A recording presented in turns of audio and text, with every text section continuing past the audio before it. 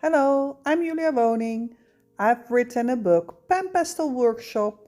I will be your ultimate guide to show you what PanPastel is and all kinds of projects you can make with the PanPastels. Even for beginners or advanced, an interesting book. Next to the book, there is a Julia Woning Signiture kit, 9 colors and the colorless blender in a tray. Also 2 soft tools and 2 sponges, my favorite ones.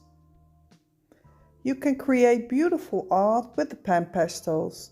These projects I explain in the book and you can see it step by step how you can create these beautiful projects. But now I will show you how beautifully you can mix those colors, those 3 basic colors with each other, the yellow, red and blue.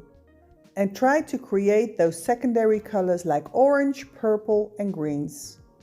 Mix them together, clean your soft tool by wiping it on a tissue paper and apply the colors.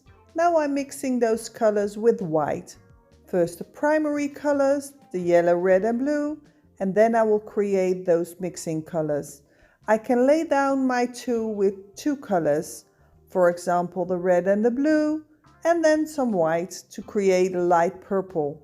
Or when I clean the tool, I can make an orange, yellow and red, and a lot of white to create those light values. Even with extra white, I create beautiful light tones. When something goes wrong, there's no problem, you can erase it very easily. After you're mixing it with white, you can also do it with the black tone. So, yellow and black. Clean your soft tool on a tissue paper or turn those covers around and work with a new cover. Black and orange, red and black, purple and black. So it's very easy to mix those colors. It's almost like mixing paint, if that makes sense. Try this exercise to get more acquainted with mixing colors with the PanPastels. I hope you enjoyed this tip and till next time, bye! The PanPastel Workshop book and the Julia Woning Signature set is available in craft stores near you.